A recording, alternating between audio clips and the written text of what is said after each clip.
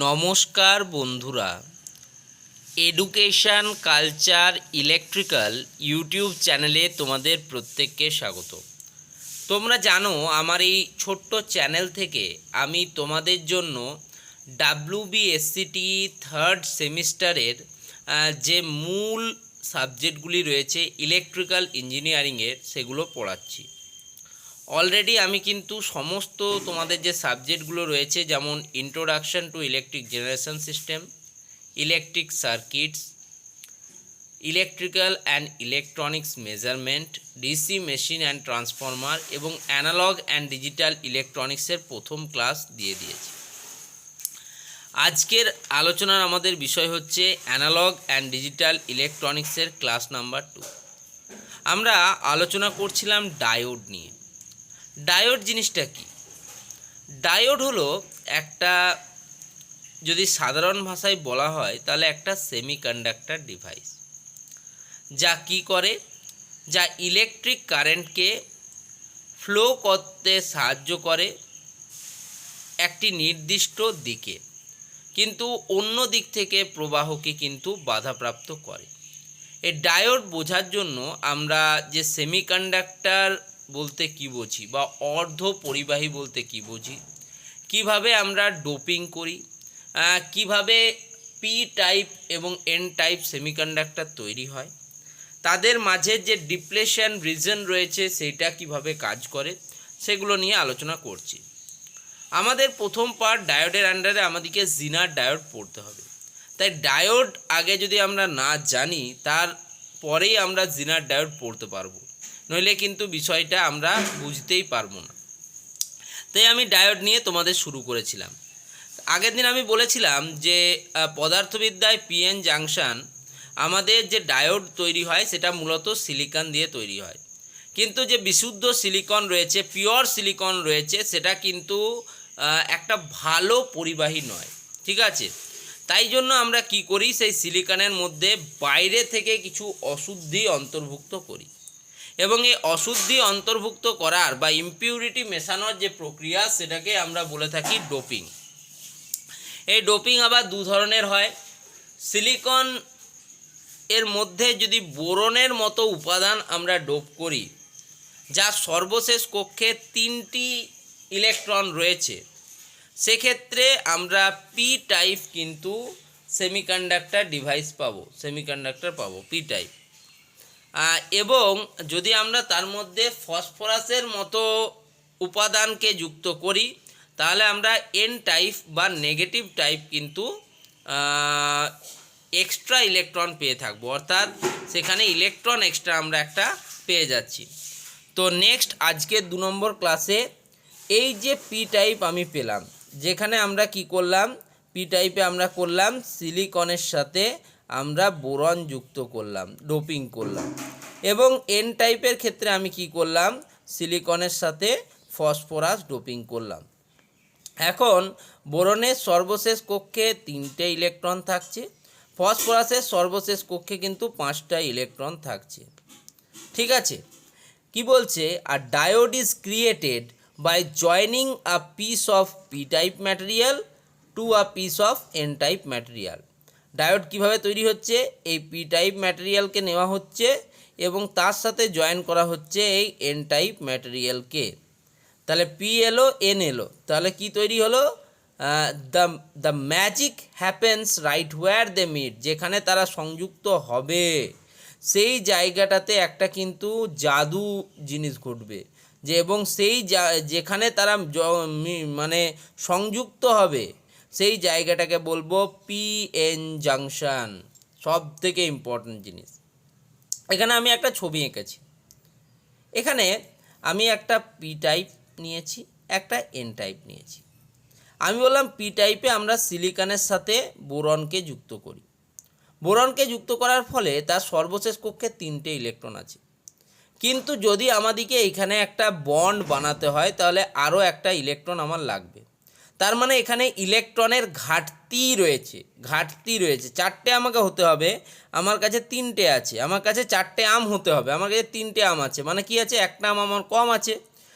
আর যদি ইলেকট্রন কম থাকে, ইলেকট্রন যদি ডেফিসিয়েন্ট হয় বা ইলেকট্রন কম থাকলে সেখানে হোল যেটা সেটা কিন্তু বেশি থাকবে।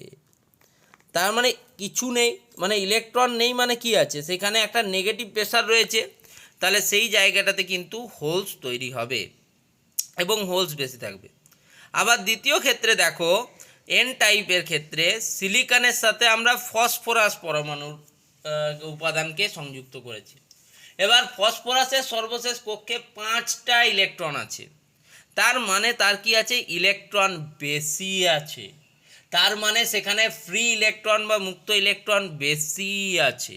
তো সেক্ষেত্রে ইলেকট্রনগুলো মূল চার্জ ক্যারিয়ার হিসেবে কাজ করবে। এবার দেখো, পি টাইপে পজিটিভ চার্জ বেশি আছে বা ইলেকট্রিক হোলস বেশি আছে, এন রিজনে ইলেকট্রন বেশি আছে। এবার আমরা কি জানি, বিপরীতধর্মী চার্জ পরস্পরকে কি করে, আকর্ষণ করে, অ্যাট্রাক্ট করে। তাহলে অ্যাট্রাক্ট করে কি করবে, এন রিজনের যে ইলেকট্রনগুলো আছে সেগুলো আস্তে আস্তে পি রিজনের দিকে যেতে চাইবে এবং পি রিজনের যে পজিটিভ চার্জগুলো আছে সেগুলো এন রিজনের দিকে যেতে চাইবে। ফলে এই যে এমন একটা জায়গা তৈরি হবে যেখানে পজিটিভ এবং নেগেটিভ চার্জ পাশাপাশি থাকবে এবং এখানে একটা ইলেকট্রিক ফিল্ড জেনারেট হবে, তড়িৎ ক্ষেত্র উৎপন্ন হবে এবং এই তড়িৎ ক্ষেত্র উৎপন্নের উপর নির্ভর করেই আমাদের পিএন জাংশন বা পিএন ডায়োড তৈরি হবে। কি বলছি, when these two materials are joined, the free electrons from the n side naturally want to fill the holes of the p side। যখন দেখা যায় যে এই দুটো ম্যাটেরিয়ালকে পরস্পর সংযুক্ত করা হয় তখন এই যে এন রিজনের বা এন টাইপ উপাদানের যে ফ্রি ইলেকট্রনগুলো আছে সেগুলো সাধারণভাবেই পি টাইপের যে হোলগুলো আছে সেগুলোকে পূরণ করতে ছুটে যায়। এ কী করবে, এ চাইবে যে আমার একটা ইলেকট্রন বেরিয়ে গিয়ে আমি 4 হয়ে যাই, -1 হয়ে যাক আমার।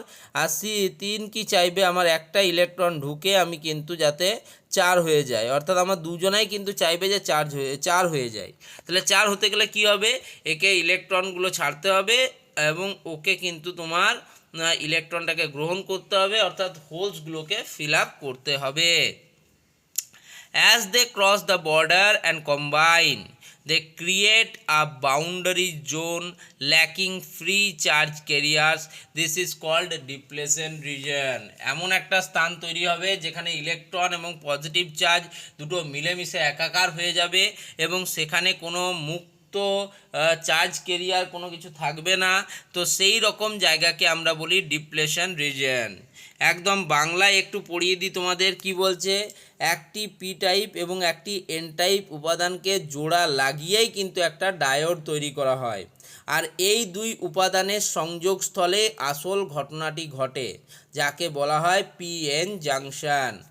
যখন এদের জোড়া লাগানো হয় তখন এন দিকের যে মুক্ত ইলেকট্রনগুলি রয়েছে সেগুলো স্বাভাবিকভাবেই পি দিকের হোলগুলিতে গিয়ে বসতে চায়।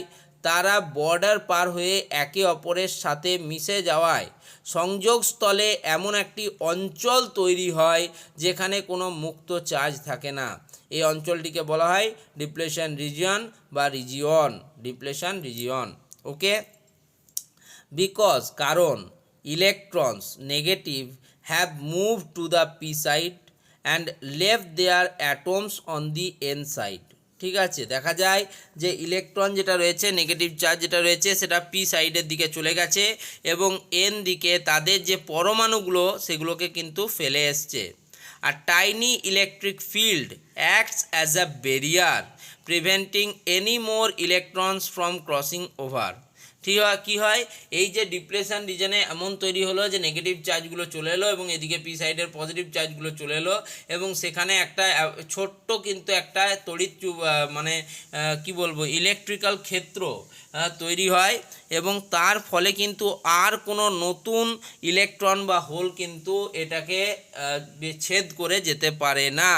দি diode is now in the state of equilibrium. এই অবস্থায় যে ডায়োডটি রয়েছে সেটা কিন্তু ইকুইলিব্রিয়াম বা সাম্যাবস্থায় থাকে। কি বলছে, যেহেতু ইলেকট্রন বা নেগেটিভ চার্জ পি এর দিকে চলে গেছে এবং এন এর দিকে তাদের পরমাণুগুলোকে ফেলে এসছে, তাই ওই অঞ্চলে একটি ক্ষুদ্র ইলেকট্রিক ফিল্ড তৈরি হয়। এই অভ্যন্তরীণ ফিল্ডটি একটি বাধা বা ব্যারিয়ার হিসেবে কাজ করে, যা আর কোনো ইলেকট্রনকে পার হতে দেয় না। এই অবস্থায় ডায়োডটি ভারসাম্য বা ইকুইলিব্রিয়াম বজায় রাখে। তার মানে সব খেল হচ্ছে এই ডিপ্লেশন রিজনের। ডিপ্লেশন রিজনে এন টাইপ যে ম্যাটেরিয়াল ছিল তার নেগেটিভগুলো এলো বা ফ্রি ইলেকট্রনগুলো এলো, পি টাইপের যে ইলেকট্রিক হোলসগুলো ছিল সেগুলো এলো এবং তারা কম্বাইন করলো, এবং কম্বাইন করার ফলে সেখানে একটা কিন্তু কি বলবো, সেখানে একটা ফিল্ড তৈরি হলো, ক্ষুদ্র ইলেকট্রিক ফিল্ড তৈরি হলো, যেগুলো কিন্তু যেই ফিল্ডটার জন্য আর কিন্তু কোনো মুক্ত ইলেকট্রন বা মুক্ত চার্জ এখানে কিন্তু আসতে পারছে না। ফলে এই যে ডায়োডটি সেটা কিন্তু একটা ইকুইলিব্রিয়াম বা সাম্যাবস্থা কিন্তু বজায় রাখছে। ওকে, বোঝাতে পারলাম? তো এইটা ছিল ক্লাস 2। এরপরে আমরা কিন্তু এই ডায়োড সম্বন্ধে আরও একটু বিস্তারিত জানবো ক্লাস 3 এবং ক্লাস 4-এ। ক্লাস 5 থেকে আমি তোমাদের জিনার ডায়োড কিন্তু শুরু করব। আমি চেষ্টা করছি যে 4টে ক্লাসে তোমাদের ডায়োডটাকে কমপ্লিট করে দেওয়ার। ওকে, আশা করি আজকের এই ভিডিওটা তোমাদের জন্য খুব খুব হেল্পফুল হবে। ধন্যবাদ।